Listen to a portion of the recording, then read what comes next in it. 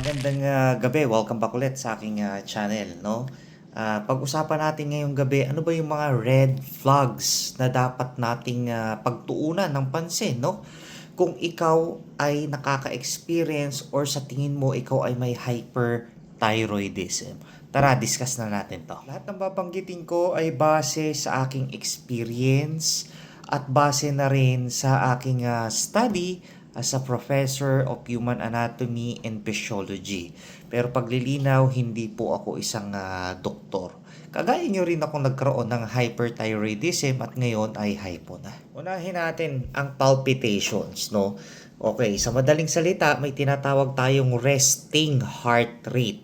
So ano ba ang normal range ng resting heart rate? Usually, ang normal heart rate natin ay umaabot lamang ng 60 to 100 beats per minute. 60 to 100 ha. Ngayon, kung yan ay lumalampas, for example, umaabot ka ng 110, 120 nang nakaupo ka lang. For example, ganito, nakaupo ka lang, no? Tapos, naglagay ka ng pulse oximeter or kaya dun sa pang blood pressure mo, 'di ba sa ilalim nun may may heart rate, may ganun. Mapapansin mo ang taas, umaabot ng 110, 115, 120. Foul na po 'yun, red flag na po 'yun. Hindi po siya maganda. Okay. Sir, bakit hindi ba okay ang may palpitation o yung mabilis na kabog ng dibdib or ng puso? Kasi ganito, sa katagalan, no, po pwede niyang masira or mapahina ang ating mga vessels. Okay? So, po pwede niya itong mapanipis or masira, mag-rupture. Hindi po siya maganda. At nagiging strain po siya sa ating heart. Okay? Hindi po yan maganda. Kaya mapapansin nyo, yung may mga hyperthyroidism ako, sa experience ko no, may kataasan po ang BP ko. Hindi naman sobrang taas nun. Kung ang normal ko 110/70, umaabot ako nung hyper ako, umaabot ako ng 122, 125/80, 85. Medyo pasok pa rin naman sa pre-hypertensive na measure. Pero dapat kasi ang normal blood pressure natin less than 120, less than 80. 120/80. Ganun dapat, no? Pababa. Okay? So, red flag yun, no? Yung palpitation.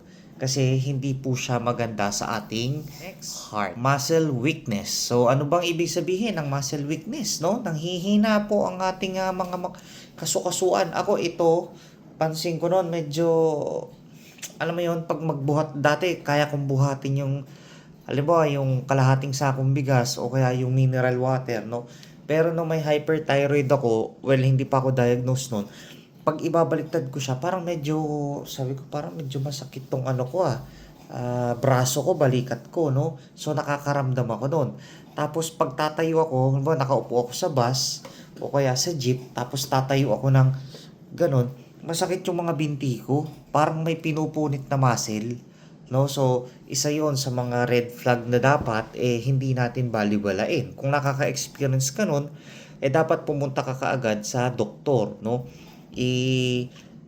Ipakonsulta mo agad o kaya pwede ka mag-ER para mas madali kang ma-assess. No? Kung lalo na kung yung dalawang yon nararamdaman mo na. Tapos may mga pagkakataon din na maglakad ka lang ng konti, kala mo pupulikating ka, no? So, may muscle weakness na po tayong tinatawag. Alright, maliban sa palpitation, yung muscle weakness, yan po ang isa sa mga binabantayan din natin. Kasi actually, yung nabanggit ko nga, kahit sa mga nakarang video ko, di ba? Yung kakambal ko naman nun, talagang hindi na nakatayo. Gusto lang magwiwi, papunta ng kubeta, hindi na niya nagawang tumayo, diretso na siya ng ER. Okay? So, ganun yung nangyari sa kanya. Sunod natin dito, yung, yung severe anxiety, tapos yung agitated ka, o may agitation ka, no? Ang dali mong mapikon, ang dali mong uminit ang ulo, tapos yung anxiety mo, para kang laging kinakabahan na wala naman dahilan, no? Kung ikaw ay nakaka-experience niyan, ay pumunta ka na sa doktor. Lalo na yung tipong wala namang nangyayari sa paligid mo pero pakiramdam mo parang, ano ba 'to? Ano ba 'tong nangyayari 'no? So, isa 'yun sa mga red flag na tinitingnan natin kasi hindi talaga siya nakakatulong. Ang dami-dami mo ng iniisip, hindi ka na makatulog, ayan na, diyan na pumapasok 'yun. Tapos andiyan na yung search ka ng search sa cellphone mo na ano ba yung ano, sakit pagka ganito, 'pag masakit yung muscle, masakit yung katawan, search ka na ng search niyan. So, ano yan, wala ka ng control halos, no? So, isa sa mga red flag yun na dapat ina-address agad. Kasi, kalimitan sa may mga hyperthyroidism, yung hindi pa nadadiagnose, no? Tawag dito, mapapansin nyo sa kanila, para silang laging on the go na tipong, o bakit? O ayan? O sige, akin na, akin na. O akin na yan. Para sila laging ganon. Parang wala silang control. Kung sa sarili mo, ang tingin ko sa sarili ko noon, normal pa. Pero yung tingin ng mga nasa paligid ko, para akong palong-palo. Parang hyper ka ngayon Parang okay ka. Parang ganon yung tingin nila. Ano? Well, talagang ano na, naka-switch on na ang ating fight and flight. Kaya natin na i-experience yun. Literal na mataas na ang ating adrenaline. Kaya andyan na, hirap ka ng matulog, hirap ka ng mag-concentrate. Yan na yun. Tapos para kang balisa. Tapos pagka medyo nag-low ang iyong energy, para ka namang nauupos na kandila. No? So, ganun yung pakiramdam ko nun nung bago ko ma-ER. Okay? Because of hyperthyroidism. Maliban sa anxiety, nakaka-experience din tayo ng confusion o pagkalito. Minsan naman, para tayo nagkakaroon ng memory loss, no? Para tayo nagiging makakalimutin, no? May mga pagkakataong ganyan. Ako naman noon, nagkakaroon ako ng memory loss na parang, teka, dito ko sinulat yun eh. Ano bang page yun? Ano bang number na yun? May mga ganun akong bagay, no?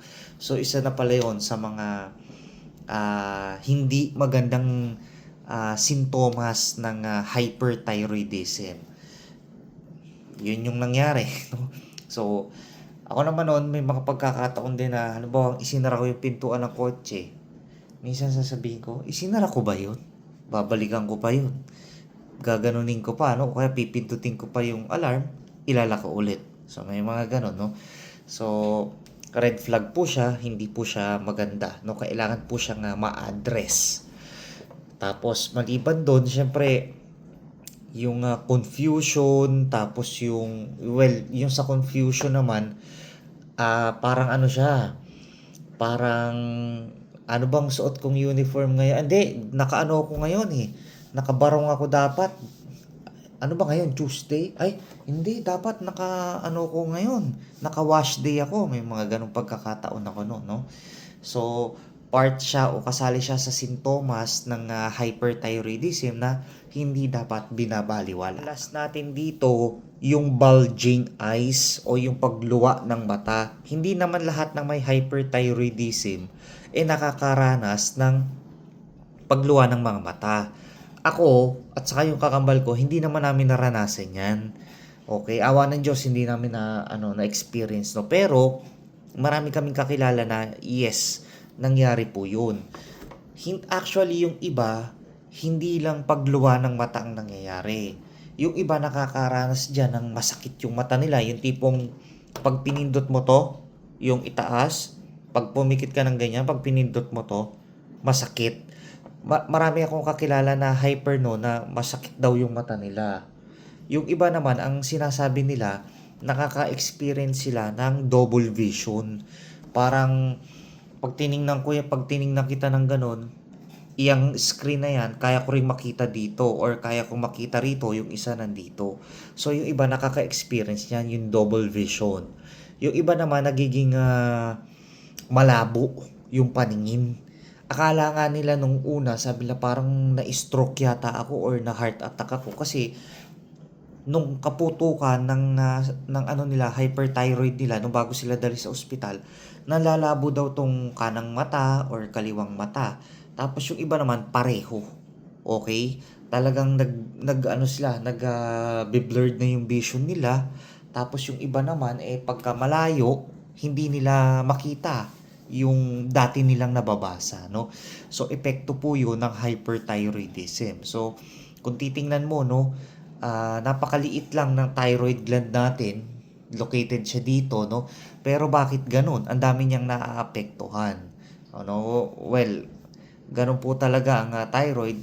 Imagine, ultimo heart rate, heart rhythm natin, brain function, talagang kailangan po niyan. Okay? Kaya kung kayo ay may iniinom na gamot, for example, yung pinakasikat, yung Top D, no? Please, i-take nyo po siya ng tama. Kasi, napakahirap po na mauwi ito sa thyroid storm. Imagine, ang thyroid storm, life-threatening po siya. Nakakamatay. Okay? Pag bumagsak ang iyong potassium dito, o kaya po pwede kang mauwi sa heart attack, heart failure, no? Napakahirap po nun. Okay? So, kung kayo ay may iniinom na Top D, hanggat hindi pa kontrolado ang inyong situation or ang inyong condition, please, i-take nyo po ng maayos ang Top D natin or ang Metimasol, no?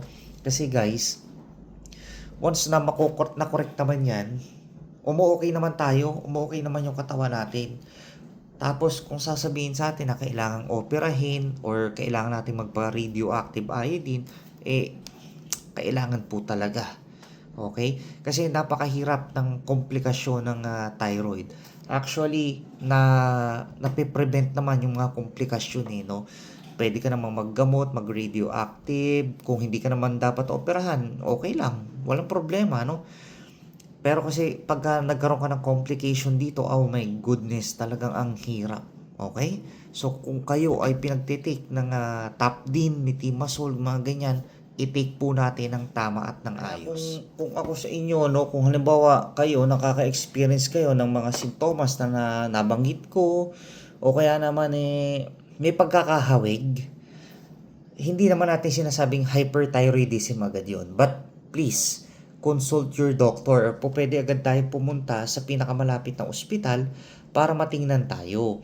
Kasi guys, ang mangyayari naman dyan, hindi ka naman sasabihin agad na, oh, hyper ka, hanggat walang evidence or hanggat wala kang laboratory result, no? Kung wala namang problema sa thyroid mo, that's fine, okay, 'di ba? So ganun lang. But kung ikaw ay hyperthyroid na at pinagtitake ka na ng gamot, ang pinakang common dito na mga gamot ang propranolol at saka itong top din nga, no? Wag na po tayong, pag pinagtitake tayo nun, wag na po tayong maghanap ng mga herbal medicine na yan, no? Walang magagawa po yan. Okay? Baka yung pagtitake mo yan, oh my goodness, baka hindi ospital ang diretso mo po, pwedeng ma-ICU ka or kung ano, no? So kung ako sa inyo, i-take nyo po ng tama ang Top D nyo lang naman yung sekreto dyan Actually ako 3 buwan na nagtitake ng Top D. Nung pangatlong buwan ko na, yung 40 mg ko na Top D, ginawa na lang 20. Tapos nung nakaka-6 na buwan na ako na nagtitake ng Top D, hypo na ako. Ang problema nga lang, ang nangyayari sa akin, once na hinihinto ang Top D, halimbawa, wala na akong Top D from January to March. Pagdating ng March, umuulit na ulit yung sintomas ng aking hyperthyroidism. Hindi talaga kaya. Okay? Kaya, ayun, no choice, nauwi na lang din ako sa radioactive iodine. Well, wala naman ako pinagsisisihan doon dahil hypo ko ngayon, mas madaling i-manage. Saka nagtitake lang ako ng ng levothyroxine, then all good, no? So ganun lang. Kaya wag na kayo maghanap ng mga herbal kasi wala namang evidence na nakapagpagaling yun, no? Ganun lang, sundin lang natin yung management ni doktor, tulungan din natin yung sarili natin. So ganun lang po kasimple, ha? So paano, sana nakatulong tong ating usapan, itong ating discussion, no? Tawag dito, basta ang payo ko lang kung kayo ay nakaka-experience ng mga nasabi kong mga sintomas o kaya naman kahit sa mga nakarang video natin, no, please magpa-check up po kayo at kung kayo ay may tinitake na gamot, inumin po natin ng tama. Huwag din po tayong basta-basta hihinto sa pagtitake ng gamot or dagdag bawas, huwag nyo pong gagawin yan or yung tinatawag nating self-medication, ha? hangga't maaari ikonsulta po natin sa ating mga doktor. Sila po ang nakakaalam kung ilang dosage ba, kailangan na bang i-stop or kailangan dagdagan. Okay? So paano hanggang sa muli, maraming salamat at God bless everyone.